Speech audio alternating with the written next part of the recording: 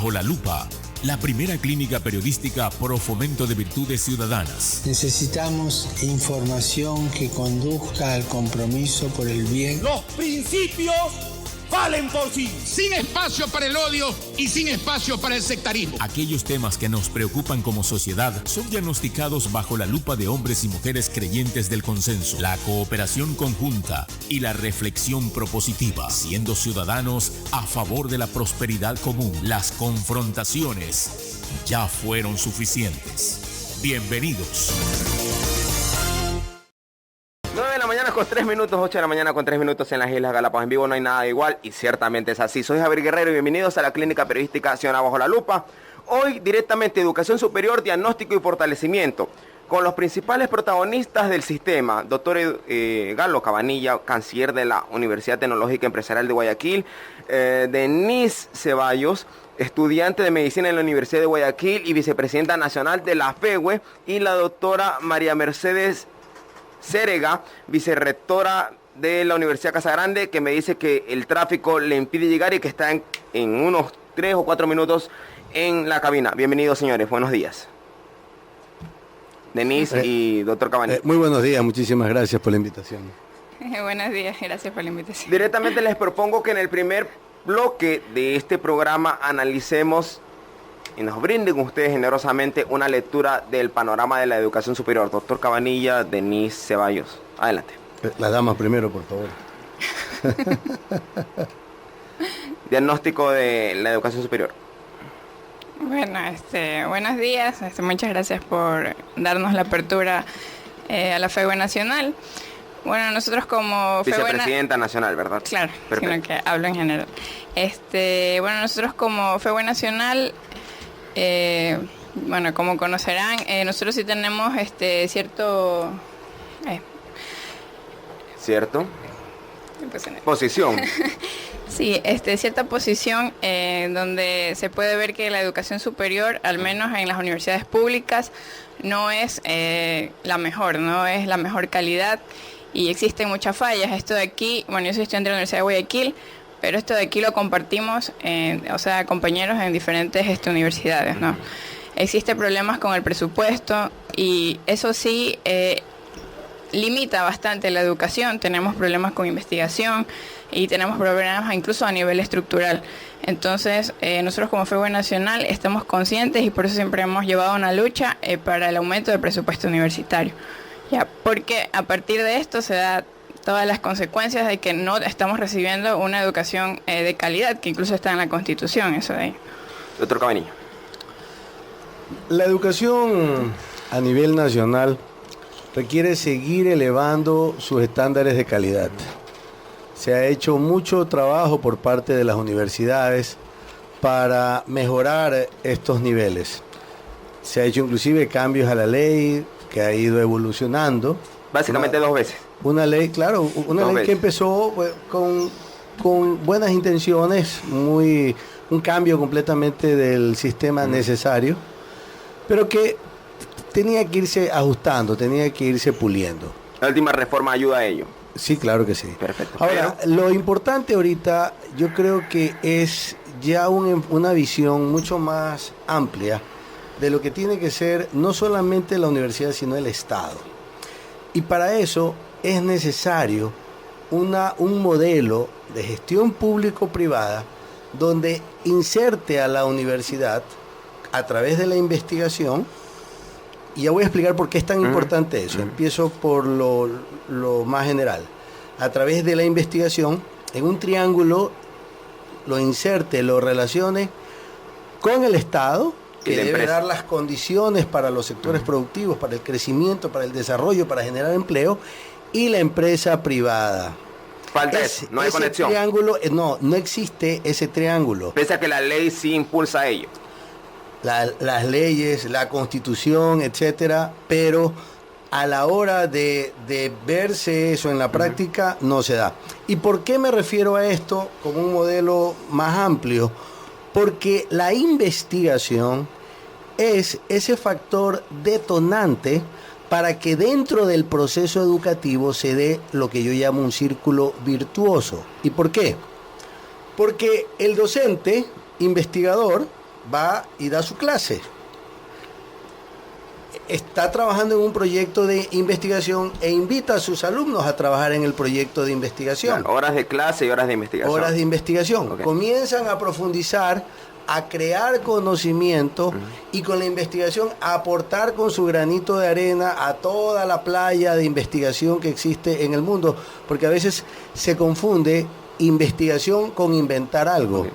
No es lo mismo. Uno va investigando y va aportando con su conocimiento. No necesariamente crear algo nuevo. Exactamente. Cuando termina esa clase, cuando termina el proyecto de investigación, se ha creado un nuevo conocimiento, se ha profundizado en esa especialidad y cuando el profesor vuelve a dar la clase, los niveles son diferentes.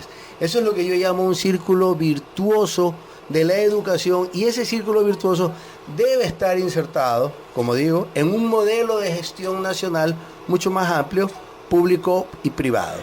9 de la mañana con 8 minutos, 8 de la mañana con 8 minutos en las Islas Galápagos. Este programa en vivo, Unión Radio 580 AM, dial, amplitud modulada 580, en diferido en todos los canales de Bajo la Lupa, @Bajo la Lupa, E de Elefante, C de Casa, @Bajo la Lupa, S. Antes de ir a profundizar en esos aspectos que actores del sistema están manifestando, quiero quedarme un poco para que la audiencia lo tengan claro en qué es lo que sí se avanzaba en el sistema. Doctor Cabanilla, Denise Ceballos, por favor. En lo que sí se ha avanzado... A través de la última reforma de la LOES.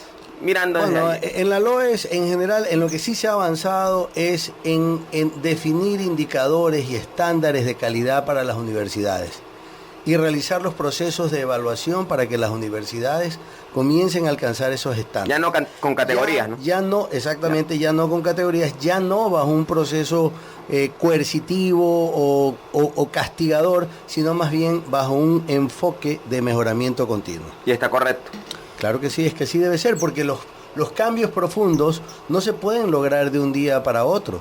Se genera un proceso y para que haya cambios en la universidad realmente pues tenemos que esperar que pasen algunos años. Inclusive le doy un ejemplo tan solo. Adelante. El hecho de que se exija ahora que existan profesores PhDs, lo cual es correcto y está muy bien. No se oponen ahí. No, claro que no. Pero para sacar un PhD como es debido, al menos se demora unos 4 años, 5 años. O sea, un correcto. buen PhD. Y ese PhD además implica, cuando se trata de temas de investigación mucho más profundos, en áreas ya más de ciencias naturales, de biología o científicas, pues tiene que haber una decisión hasta de vida, de familia, de irse a otro lado, etcétera. Entonces, son procesos que tienen que darse, pero no en todo, por supuesto, ni hay que esperar 20 años para un cambio, no. Yo creo que se han venido dando y es positivo. Denise Ceballos. Bueno, estoy de acuerdo en parte con lo que mencionó el ingeniero Cabanilla. Cabanilla. El hecho de lo de la categorización y todo. Y bueno, también nosotros que hemos vivido un cambio, al menos dentro de la universidad, es el tema de la democratización. O sea, he visto un cambio en eso de ahí dentro de lo que es la universidad. Y pues igual nosotros hemos impulsado aún que se haga otra reforma en la LOES porque creemos que aún hay algunos huecos que hay que ¿Cómo cubrir. cuáles? Bueno, como dije, el tema del presupuesto, que se supone que debería ser el 6% del Producto Interno Bruto, según dice la Constitución, queremos que se... ¿Cómo es que se...? Que aumente. Sí, pues que se aumente porque no sé si has sabido que se ha ido disminuyendo conforme pasan los años, a pesar de que según el Banco Central dice que ha habido un aumento del 0.6% de presupuesto del Producto Interno Bruto, pero a nosotros nos han reducido este presupuesto. Okay. Y bueno, nosotros también impulsamos lo que es libre ingreso en las universidades públicas. 9 de la mañana con 12 minutos, 8 con 12, doy la bienvenida a la Magíster María Mercedes Cérega, vicerrectora de la Universidad Casa Grande. Bienvenida. Buenos días, muchas gracias por la invitación. Le pido generosamente, por favor, su visión sobre el aparato, el sistema de educación superior, un diagnóstico sucinto para de ahí ir y profundizar algunos aspectos probablemente que los actores estén en común y otros aspectos que quizás no estén tan común. Bueno, creo que de todas maneras el último gobierno hizo reformas importantes en relación al aparato del sistema de educación superior. Creo que podríamos pensarlo en diferentes niveles. Por ejemplo, por un lado la estructura que propuso, que tenemos 3 organismos que de alguna manera trabajan alrededor de la educación superior, unos con las leyes, otros con la implementación, otros precisamente con la evaluación. Por otro lado, también podríamos ver la educación superior como un proceso, ¿no? El Estado tiene ahora los sistemas de admisión. Proceso inacabado. Bueno, yo siempre siento que los sistemas son cosas que mejoran, son cosas que cambian precisamente en función de las necesidades y los cambios globales, ¿no?, que tiene la educación superior en estos momentos. Y también luego está el sistema como instituciones de educación superior, ¿no? Entonces están ahí los institutos técnicos, están los conservatorios, es decir, es pensar el sistema también en términos de qué instituciones se han pensado en términos de niveles de educación superior. ¿Qué se ha avanzado posteriormente en las reformas LOES, positivamente? Bueno, yo creo que entre los avances tal vez positivos que ubico es que si era necesario tal vez una cierta reglamentación, por ejemplo, en términos a unos ciertas, por ejemplo, titulaciones.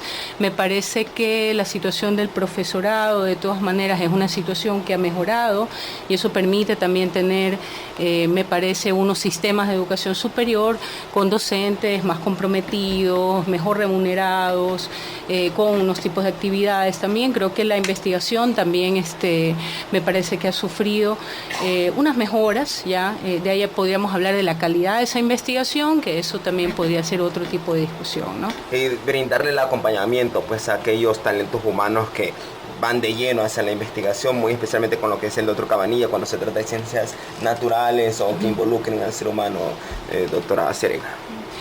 Bueno, yo diría que la investigación tal vez lo que se ha logrado es primero entenderla como una función sustantiva de la universidad también, generar mejores condiciones, pero sí me parece que hay mucho recorrido todavía por hacer en la calidad y en la pertinencia de esa investigación. Me parece que ese podría ser el segundo proceso.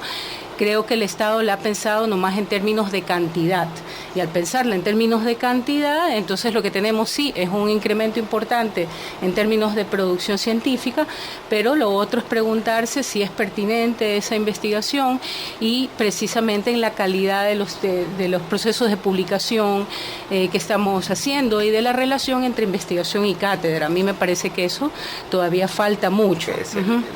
Falta para mucho todavía. Generar un diálogo y a vísperas del segundo bloque, donde vamos a profundizar aquellos aspectos en donde tanto la sociedad, los actores del sistema, incluso los estudiantes probablemente tengan puntos no tan en común. Les pido por favor a ustedes que me indiquen, a partir de la reforma LOES, qué es lo que de pronto hacia el aparato universitario y los institutos técnicos y tecnológicos no ha ayudado mucho a su avance en relación a los estudiantes. Doctora Acérega, doctor Cabanilla, Denise Ceballos. Bueno, me parece que el sistema, que en este momento me parece que se está planteando una agenda para el 2040, creo que tiene algunas cosas en qué pensar. O sea, entre las que tiene que pensar es el lugar que tiene la educación tecnológica, o sea, los niveles tecnológicos. Actualmente el posgrado tecnológico también. Posgrado tecnológico también, que es un título que podríamos debatir largamente en relación a qué significa un posgrado tecnológico. Igual debatible que quienes se gradúan en institutos técnicos y tecnológicos sean considerados de tercer nivel, pregunto. Bueno, ahí podría, o sea, en realidad sí es una discusión, porque en realidad son títulos diferentes y eso no significa que estemos hablando de unos estatutos de calidad. Okay. Simplemente eran títulos que son funciones distintas y en otros países también. Perfecto. Me parece que con todo el tema de la prueba C hay que repensar como el sistema de admisión en función de los problemas que va acumulando esa prueba y que lo hemos visto ya durante algunos años, y obviamente también me parece que en términos regulatorios el sistema debería estar en un momento en que le da más autonomía a las universidades. Eso todavía no ha pasado, ¿no? Entonces todavía es un sistema muy regulado y es muy difícil pensar, innovar el sistema, crear programas distintos. Varias cosas en la mesa ha planteado la doctora Acérega, una de ellas la autonomía universitaria, comienzos desde el final, en lo posterior pensar un poco en el debate de la prueba a ser bachiller como tal, y además hay algunos aspectos que están flotando ahí, como por ejemplo el debate en los posgrados tecnológicos. Doctor. Yo creo que la ley se queda corta en esta en esta conexión que tiene que existir entre la investigación y el sector productivo. Sí es cierto que le hace un guiño por ahí a eso, pero no hay alguna conexión que se produzcan productos científicos, valga la redundancia, que sirvan a resolver nuevos críticos sociales. Sí, pero para eso, como le digo, es necesario este triángulo virtuoso, Estado, empresa, academia. Empresa, academia, visto como investigación. Okay. Centros de investigación dirigidos al desarrollo de una industria o de un sector. Le interrumpa y coincide con el empresario Fidel Legas, que hace unos días dijo que él iba a financiar y se comprometía a financiar carreras técnicas útiles para la sociedad. Bueno, hay que ver qué es lo que él considera carreras técnicas útiles para la sociedad. Partiendo de un hecho ideal. Partiendo de un hecho ideal está muy bien, en la medida en que ese no es la relación público-privada que yo le estoy indicando. Okay. Pero puede ser una ayuda. No se trata de financiar carreras, de dar caridad o de querer quedar bien. ¿De qué se trata, doctor Cabanillas? Se trata de centros de investigación que trabajan directamente, por ejemplo, con el sector agrícola, dándole insumos tecnológicos, haciendo nuevas pruebas para optimizar la producción, para que el producto que salga de aquí del Ecuador sea un producto con muchas mayores cualidades y que se venda mejor, etcétera. A esa relación me refiero yo, no a esta relación mesiánica a la que han estado acostumbrados y que finalmente no termina en nada, sino simplemente en querer quedar bien. Posgrado tecnológico, hay que seguir debatiendo. Sí, yo creo que eso no tiene una estructura académica y sobre todo filosófica clara, ¿no? Porque hace falta evaluar las condiciones en las que un alumno, en las que un profesional debe llegar a un posgrado, no puede ser cualquiera. Y lo otro que me parece interesante, y coincido con la doctora, es el tema de la autonomía universitaria. Considero que las universidades son mejor dicho, son un claustro de conocimiento y tienen la capacidad suficiente para innovar, para probar sus carreras, tomar decisiones, para hacer propuestas. Sí, porque la universidad es una comunidad per se y por lo tanto va evolucionando.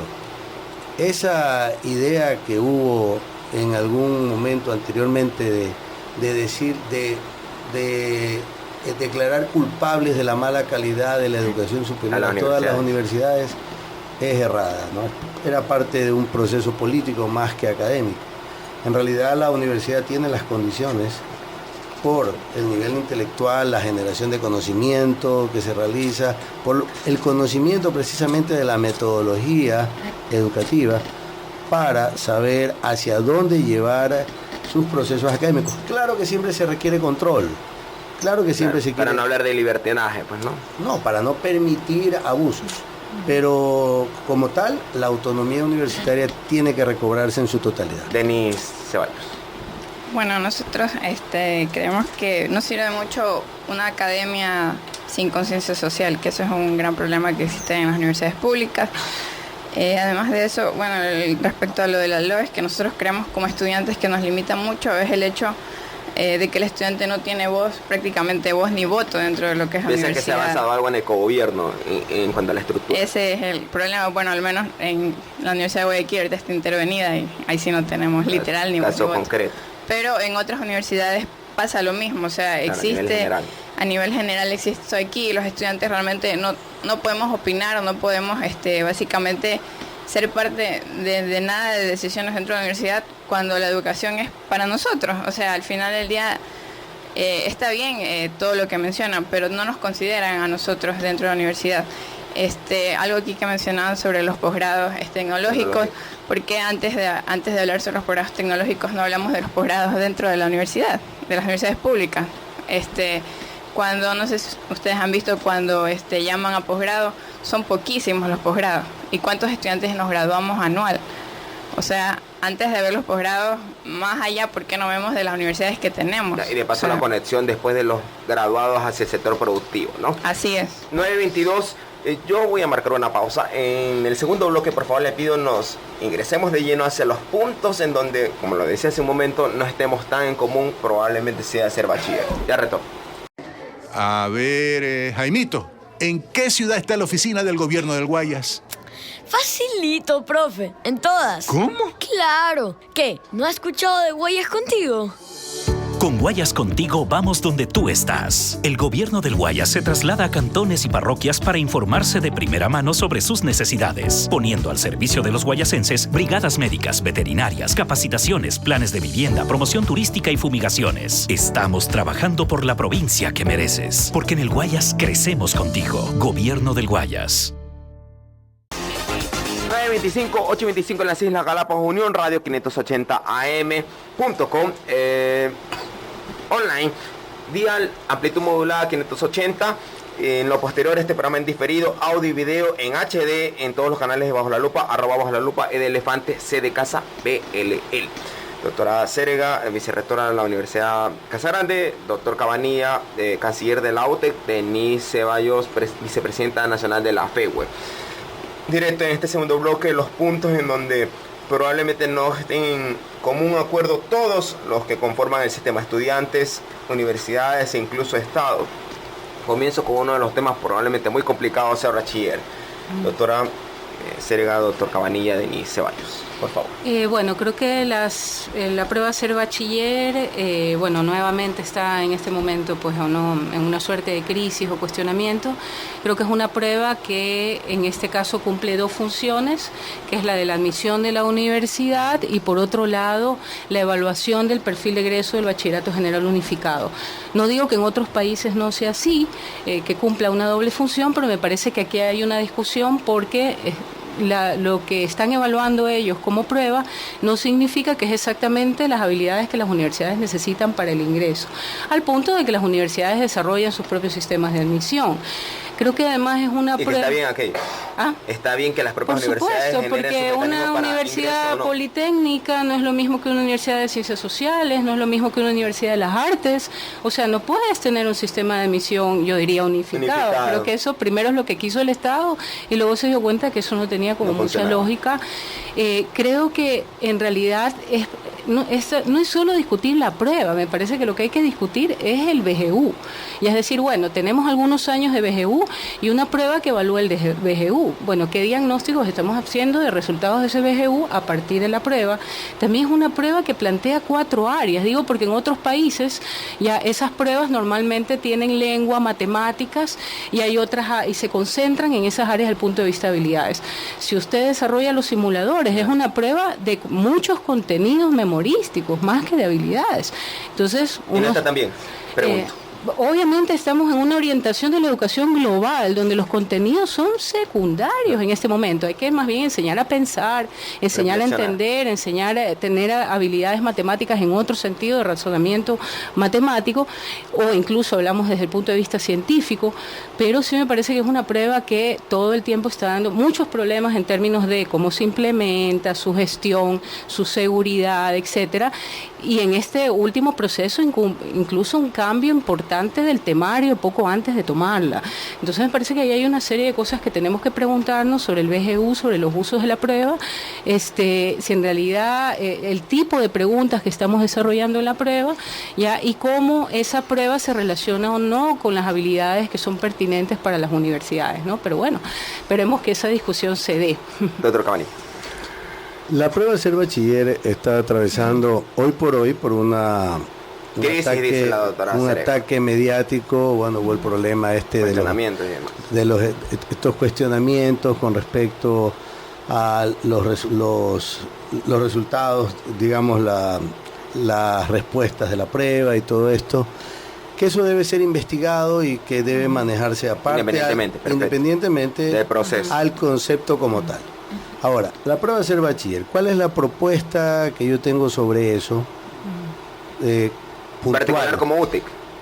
No, no solamente como UTEC, como persona y como la plataforma Piensa Ecuador con la que hemos estado trabajando. Ustedes que son parte de la Asamblea de Educación Superior, entiendo yo, me corrigen si estoy equivocado, hay como un acuerdo allí con la postura que usted va a socializar sobre... No. No se ha discutido el tema. Perfecto, cierro paréntesis. Bien, entonces la propuesta que yo tengo sobre eso va en el siguiente sentido. La prueba de ser bachiller debe ser una prueba que sirva solamente para graduarse, o sea, para ser bachiller. Más nada. Más nada. ¿Por qué? Porque esa prueba tiene dos aristas. La una, que es la del alumno, en la que se evalúa el alumno, pero la otra también en donde se evalúan las instituciones de educación media, pues. Porque se supone que los estudiantes deben estar bien preparados, debe haber una malla a través de los años donde ellos tienen que haber... Si no sería lanzarle problema a las universidades por los vacíos de los colegios. Exactamente. Entonces, la prueba de ser bachiller tienen que verla también los alumnos por ese lado, de que tiene que mejorarse la calidad de las instituciones de educación media, es decir, de los colegios, y no se los está controlando. Pienso yo que tiene que haber un reconocimiento para los buenos colegios y un proceso de mejoramiento para los que no estén arrojando buenos resultados. De ahí se han dado, inclusive a partir de esta situación de la prueba de ser bachiller, se ha dado el hecho de que ha habido empresas privadas que se han enriquecido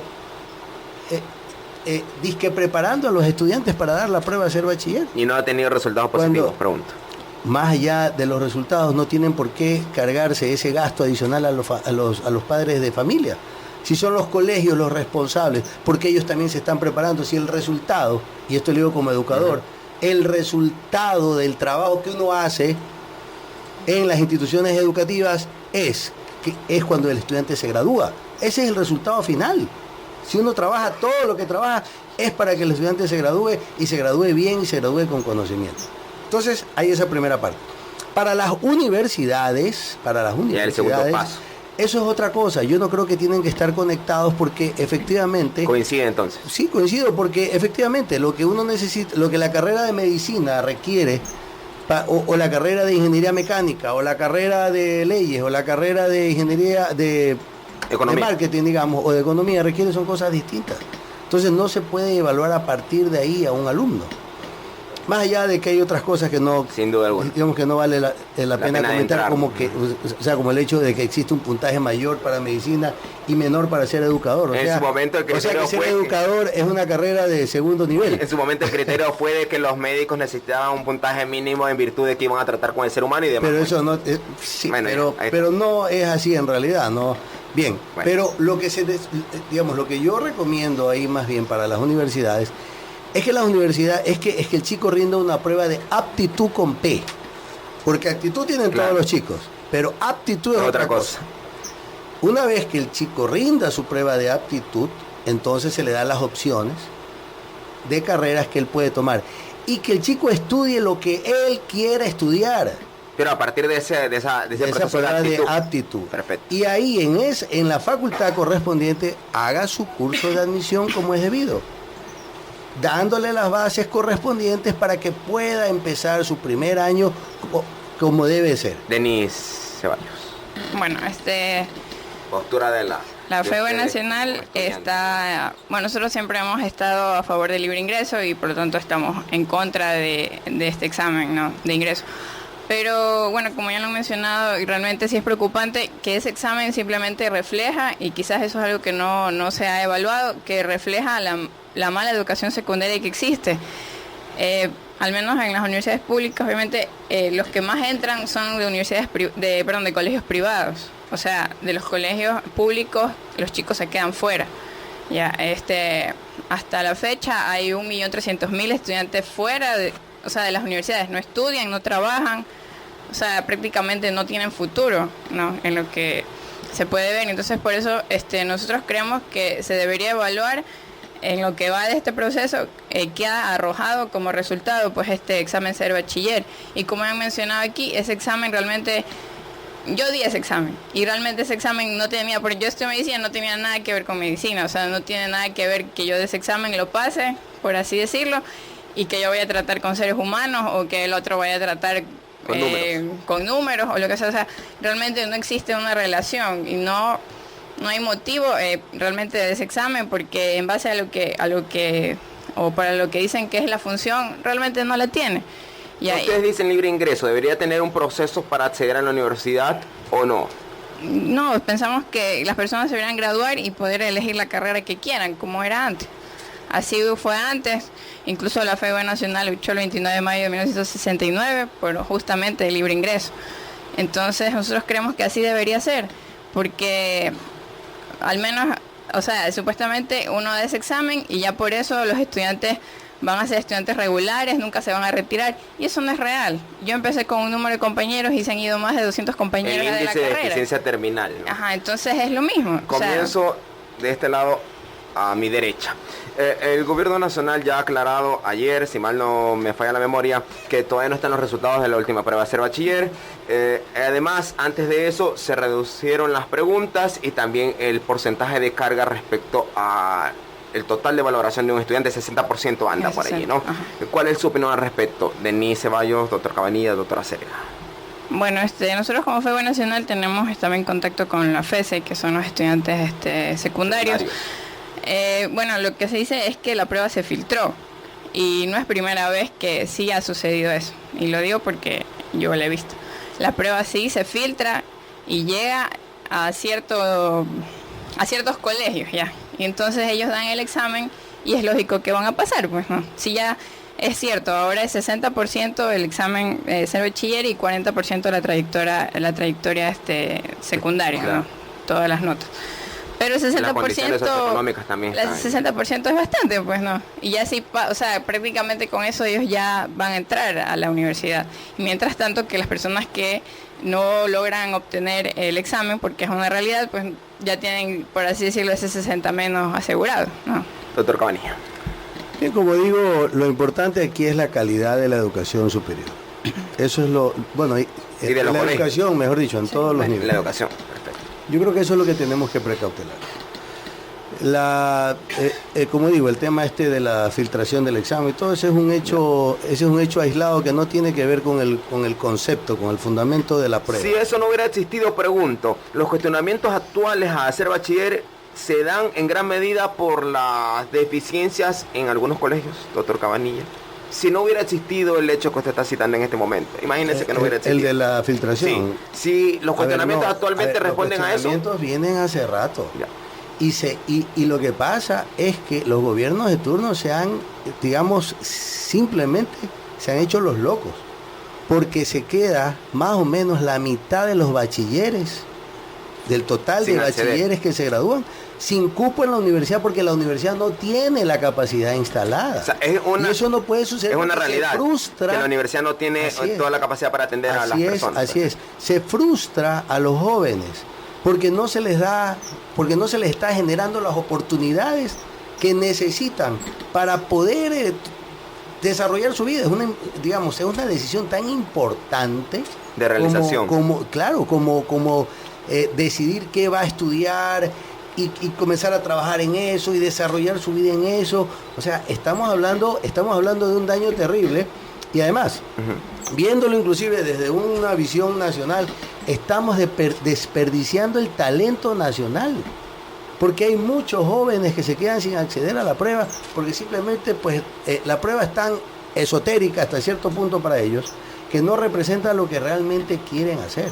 Incluso no solamente en el ámbito científico, sino también en el ámbito de las artes. Entonces, realmente es fundamental que el gobierno tome muy en serio este tema de la prueba de ser bachiller. Necesario, más no suficiente fue la creación de los institutos técnicos y tecnológicos para poder aliviar un poco quienes se quedaban fuera de la universidad. Los institutos tecnológicos se pueden crear dependiendo de la necesidad, de las carreras, etcétera. Eso no es eso es otra cosa. Incluso hasta las carreras online, para que los chicos también puedan estudiar a través de mecanismo de tecnología, de esa modalidad. Pero ese no es el tema. El tema es que el estudiante se gradúe en un alto nivel, vaya a la universidad, pase las pruebas bien hecho de aptitud, ¿no? Pase el curso preuniversitario o de admisión con las bases necesarias, entre a la universidad en la carrera que él quiere y la termine. Y salga como un buen profesional. Doctora Cereja. Bueno, siento que la prueba tiene que ser discutida en diversos niveles, porque no digo que el sistema o un ministerio no tenga derecho a saber cómo están terminando sus alumnos un bachillerato. Normales, sí.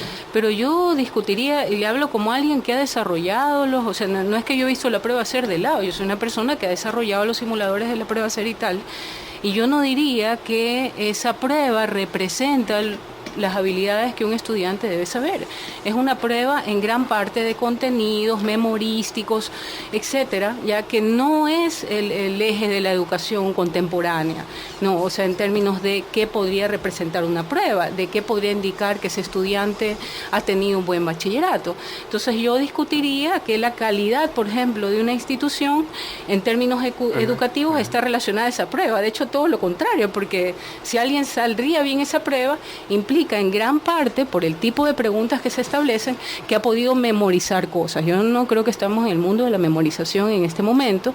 Entonces creo que no solo creo que hay que discutir la calidad, que obviamente todavía a nuestro sistema de educación media le falta construir en ese sentido, pero no creo que la prueba refleje calidad educativa tal como está diseñada.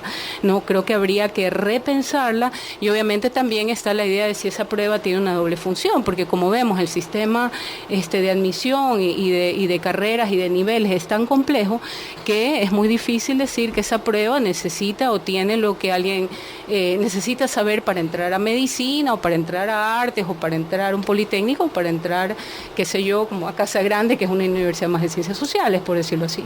Entonces yo diría que hay muchas cosas ahí que repensar, y hablo de la prueba como tal. No solo hablemos del procedimiento con el que se está llevando, que donde ha habido cambios, donde tampoco hay una cierta seriedad en términos de qué temario socializó los alumnos, qué termino evaluando, cambiar el peso de las preguntas de un momento para otro. O sea, son cosas que hay que pensarlas. Incluso. O reducirlas, son cosas que hay que pensarlas, no son cosas que simplemente se piensa que benefician enseguida a un estudiante. Bueno, menos preguntas, pero ¿de qué tipo? Tengo entendido, por ejemplo, que ahora el énfasis estuvo en preguntas de ciencias, ¿no? Y uno dice, ¿por qué preguntas de ciencias fue el nuevo énfasis en términos de peso? ¿Por qué? Es decir, hay que pensar esas cosas, ¿no? O sea, y nuevamente, todo esto sin saber, porque hay unos aciertos, pero todavía no sabemos cuáles son los resultados, ¿no? Habrá que pensarlo en ese sentido, pero claro, creo que igual, o sea, lo que da cuenta, ojalá que es lo que suceda, espero yo que no sigamos haciendo esa prueba mecánicamente, sino que ya me parece que está llegando un punto donde repensemos nuestros sistemas de admisión, repensemos el bachillerato general, ¿no? Creo que se puede hacer una evaluación seria de eso, considerando diferentes actores, universidades, estudiantes, colegios, ya, y las mismas evoluciones en relación a la prueba. 30 segundos antes de irme al último bloque, que es el que vamos a enfocar con mayor medida, que es la propuesta para mejorar el sistema y para fortalecer el sistema también. Doctora Zerga, ¿por qué no regresar al sistema anterior en donde el estudiante rendía un examen para ser bachiller y luego un curso propedéutico o en la universidad de pregrado, y que obviamente lo superaba e iba recién al primer semestre? Doctora Zerga, doctor Cabanilla y Denise Ceballos. Bueno, creo que la mayoría de las universidades tienen todavía ese sistema, al punto que hay muchas universidades, y hablo sobre todo de las públicas, las privadas también los tenemos sistemas de admisión propios. Entonces la prueba puede tener un peso, en ciertas universidades privadas incluso diría que ninguno, y hay otras universidades públicas importantes que pasan precisamente por el tipo de carreras que tienen, por pruebas de admisión específica. Yo creo que debe haber unos procesos de todas maneras, o sea, no creo que el acceso debe ser absolutamente libre. Ya creo que tienes que, además, que darte cuenta de si es tu vocación, de que puedes tener dentro de eso diferentes sistemas de admisión. Claro. A mí, por ejemplo, me parece interesante, algunas universidades tienen sistemas de admisión de un mes, algunas universidades tienen de 3 meses, algunos de 6 meses. Entonces me parece interesante que las universidades, en el marco de su autonomía, puedan incluso velar porque los estudiantes que ingresen a sus carreras, nivelación. Exactamente, no solo tengan unos ciertos puntos de partida, sino que además tengan las vocaciones adecuadas, porque si el estudiante llega y ni siquiera era eso lo que quería y solo se da cuenta al inicio. Bueno, yo lo había mencionado y te cuento un caso. Yo estuve en diciembre en el sector de Cotacachi, más o menos una comunidad indígena, y conversando con una señorita que es de la comunidad, ella decía que ella había hecho la prueba, había salido, ¿no? Digamos, la había hecho, ella quería estudiar mecatrónica. Mira tú. Y sin embargo, pues estaba estudiando cualquier otra cosa.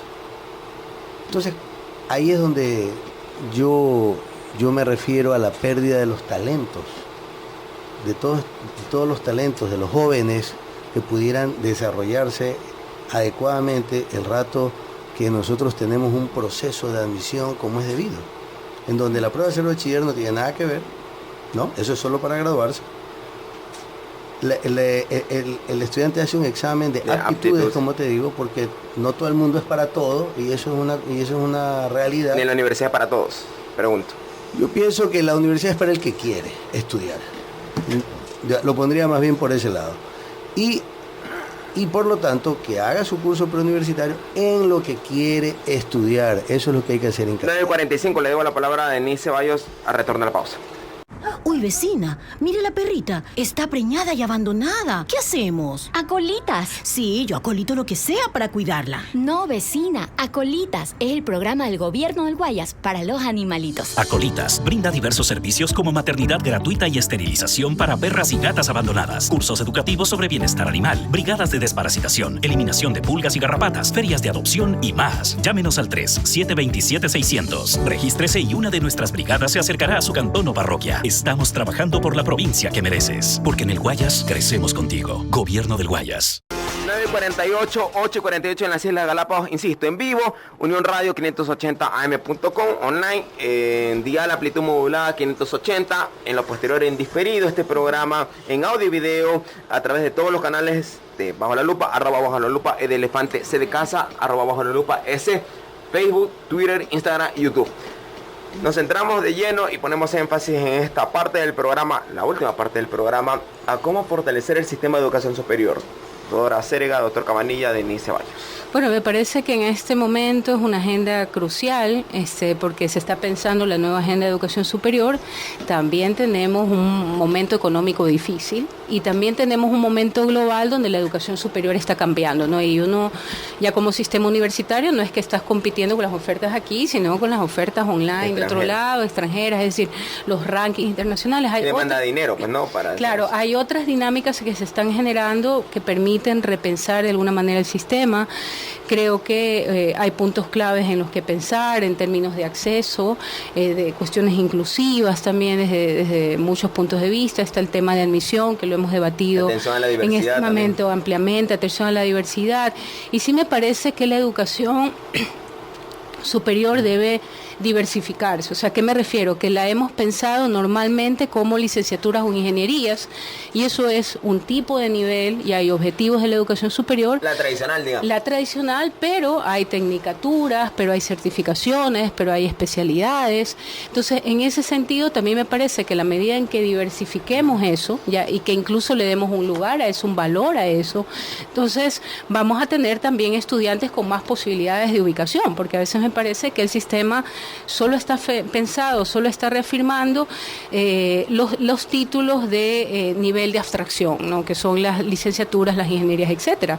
Pero hay muchos otros niveles ya que deberían tener lugar y que deberían ser reconocidos en el mercado laboral y que son igual de importantes, ya, y que, como digo yo, están las certificaciones, las capacitaciones. Hay otras maneras, por ejemplo, sobre todo relacionadas a la educación técnica, que me parece todavía podrían pensarse mejor y cómo se articulan al mundo laboral o a lo que necesita el mundo laboral. Es lo que manifiesta el doctor Cabanillas. ¿Cree todavía que hay que trabajar mucho más en el triángulo virtuoso, Estado, academia, empresa? Yo creo, obviamente, el ejemplo que nos dan otras sociedades es que sí, ¿no? O sea, es decir, la investigación no puede ser solo responsabilidad del Estado o solo responsabilidad de la universidad. La investigación es algo que tiene que ir articulado incluso con el mundo privado. Los empresarios deberían acoger a quienes salen de las universidades graduados. Bueno, yo entiendo que el empresario, y esto también también es interesante, la demanda no solo se formula en función de lo que el estudiante quiere, la demanda se formula también en función de un sector económico, empresarial, de lo que necesita para crecer, ¿no? Entonces, si no, también es un poco populista, es decir, vamos a poner estas carreras porque todo el mundo la demanda, bueno, pero cómo esa demanda se ubica, ¿no?, en un mercado laboral. Bueno, hay situaciones de emprendimiento también que podrían, o de trabajo libre, que también podrían ser pensadas, pero me parece que el vínculo mercado laboral, universidad es central y nadie lo está pensando, ni siquiera desde la acreditación universitaria. Doctor Cabanilla. Los jóvenes necesitan tener acceso a la universidad, eso es lo primero, y ese acceso a la universidad tiene que ser para tener una educación de calidad. Para estudiar lo que quieran. Y estudiar lo que ellos quieran, así de sencillo. ¿Qué ocurre si el aparato privado, empresa, está buscando otro rumbo que los estudiantes de pronto no quieren? Yo estoy seguro que los estudiantes, más allá de lo que van buscando, ellos también se van a sintonizar con el mercado laboral. Okay. No creo que exista esa dicotomía. Más bien, lo que se requiere es este modelo de gestión, empresa, Estado, universidad, haciendo investigación, para que el joven también se vaya enrumbando y vaya siendo parte desde sus estudios de ese desarrollo del sector productivo. Y que cuando se gradúe tenga una plaza de empleo. Sí, porque no podemos quedarnos en el tema académico-pedagógico. Nosotros tenemos que estar claros que el joven escoge su carrera porque ese va a ser su medio de subsistencia, porque ahí va a coronar sus objetivos, porque se va a realizar a través de eso. Y para eso requiere un trabajo y para eso requiere ejercer su profesión. ¿Qué hacemos con los que desertan? Bueno, los que desertan, esa es una decisión personal. Eso es otra cosa. ¿Y el recurso invertido? El recurso invertido, ese recurso invertido se lo está... ese recurso se está invirtiendo en un ecuatoriano. Y por lo tanto no es pérdida. Yo creo que ahí más bien lo que hay que es analizar qué es lo que está pasando para que el chico se retire. Porque qué tal si lo que le está pasando a ese muchacho es que se le murió la mamá, se le murió el papá, no tiene cómo coger ni siquiera un transporte, o no tiene cómo comer y por eso no va a la universidad o no estudia. Y acompañarle entonces en las universidades a ese estudiante. Exactamente. Es una deuda todavía aquello. Es una deuda completa, pero también está en deuda el Estado hace mucho tiempo con respecto a la calidad de la educación media. Eso es fundamental. Colegios. La universidad también, la universidad creo que ha dado pasos importantes, falta muchísimo más. Se ha implementado este sistema que lamentablemente perjudica a los chicos y no puede seguírselo manteniendo. Hay que ver opciones. Yo he propuesto opciones, que si no existe la infraestructura necesaria en las escuelas, en las universidades públicas, bueno, que se hable con las universidades privadas y que el Estado pague la pensión de los chicos pero que se ocupen los espacios que estén sin ocupar. Pasa por un tema de voluntad, ¿no? Pasa por un tema de competencia en la gestión. Hasta ahí llegó, Denis se vaya. Bueno, nosotros de lo que vemos es que la prioridad actual del gobierno realmente no es la educación. No sé si recuerdan, el actual presidente de la República prometió 40 universidades que iba a construir. Hasta el momento no ha construido ninguna. En esas 40 universidades quizás entrarían todos los estudiantes que quedaron fuera de la universidad. Sí, no. Pueden ser extensiones, o sea, ni siquiera tienen que ser universidades. Exacto, pero ni una. Como ejemplo, claro, la Universidad de Guayaquil tiene más de 40 años con la misma infraestructura, no ha cambiado absolutamente nada. Y con esta intervención que ha habido ya 2 veces, pues lo único que hacen es poner baldosas y pintar. Ya, pero eso no es realmente un cambio que se vea a nivel académico.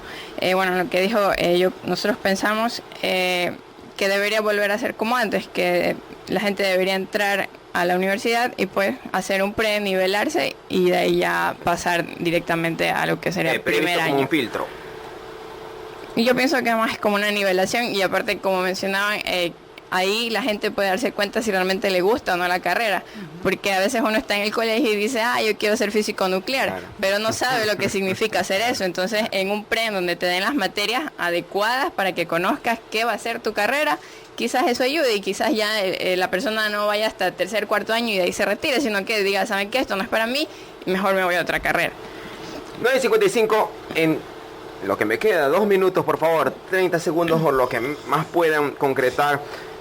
¿Qué hacemos con los programas de becas? ¿Debe apoyarlo el sector público o el sector privado? ¿O los benefactores que quieran depositar su dinero allí para que los estudiantes puedan hacerlo cuando no tienen condiciones económicas exclusivamente. Denise, doctor Cabanilla, doctora Serga. Programa de becas. ¿Debe apoyar el sector privado? O sea, si está dentro de las posibilidades, pues bienvenida está sea. Correcto. Como también mencionaba el ingeniero, hay estudiantes que realmente no tienen ni para comer. Entonces es lógico que no pueden estudiar. Entonces sí es correcto que exista pues un presupuesto de algún lado que le dé una beca a un estudiante para que pueda pues cumplir todo su carrera universitaria. Doctor Cabanilla. Sí, tiene que modernizarse el sistema de becas. Mira, la ley ya contempla que la universidad está obligada a entregar brindar un 10% de todos sus estudiantes. De todos sus estudiantes. Pero ojo, el CNECI se lleva 5%. El 5%. El otro 5% lo maneja la universidad. ¿Qué hacemos entonces? ¿Universidades más generosas o benefactores? No, pero es que el problema, yo digo que hay que modernizar el sistema de becas porque efectivamente, como mencionaba antes, el problema no está solamente en el pago de la colegiatura, también está en las condiciones del chico para poder estudiar, incluso cuando tiene que trasladarse de una ciudad a otra, porque la carrera no está en esa ciudad, etc. Pongámonos en la situación ideal, porque allá está la carrera y la universidad que él quiere estudiar. Entonces, incluso ahí hay un tema. ¿Modernizarse con benefactores privados o no? Sí, claro. Y incluso hay que ver el tema deportivo, por ejemplo, como existe en otros países, ¿no? La posibilidad de que el deporte y la masificación del deporte sea una opción para que la gente busque las becas y estudie. Me parece, habría que definir qué cosa es el sistema de becas, porque el sistema de becas tiene muchos niveles, ¿no? Como dice, está el sistema de becas del SNA, que a las universidades privadas también le solicitan el 5% de esas becas, está el sistema de posgrados, etcétera. Me parece que hay que, como bien decía, yo solo puedo hablar desde el lugar privado, ese 5%, por ejemplo, tiene que repensarse, porque no es solo el tema de la colegiatura, sino que hay dos becas que son importantes, todo el tema de manutención, de otro sentido, el transporte. ¿Benefactores privados deben estar? Me parece que eso es interesante, pero por otro lado, si el Estado tiene un sistema de becas que está implementando, sobre todo con las universidades privadas, sí me parece que es el momento de repensarlo, porque ya hay unos resultados que son problemáticos, no solo en términos de vocación, sino de otras cuestiones que son problemáticas en el sentido del perfil de los estudiantes, de eso. Y que en la autonomía universitaria, me parece las universidades deben dar becas, sí, y deben participar más de ese sistema. En este momento los cupos son prácticamente designados, las universidades no participan en los nombres ya o los estudiantes que son asignados a esas becas. Gracias, doctora Mercedes Serga, gracias, doctor Galo Cabanilla, gracias, Denise Ceballos, por comparecer a la Clínica Periodística Bajo la Lupa y crear esta reflexión en materia de educación superior. Se me queda la autonomía universitaria, que será motivo de otro panel. Gracias, don Eduardo. Yo hago una pausa temporal con ustedes. Háganse muy bien, Dios bendiga América. Hasta la vuelta. Bajo la Lupa, la primera clínica periodística pro fomento de virtudes ciudadanas. Necesitamos información que conduzca al compromiso por el bien. Los principios valen por sí. Sin espacio para el odio y sin espacio para el sectarismo. Aquellos temas que nos preocupan como sociedad son diagnosticados bajo la lupa de hombres y mujeres creyentes del consenso, la cooperación conjunta y la reflexión propositiva, siendo ciudadanos a favor de la prosperidad común. Las confrontaciones ya fueron suficientes. Bienvenidos.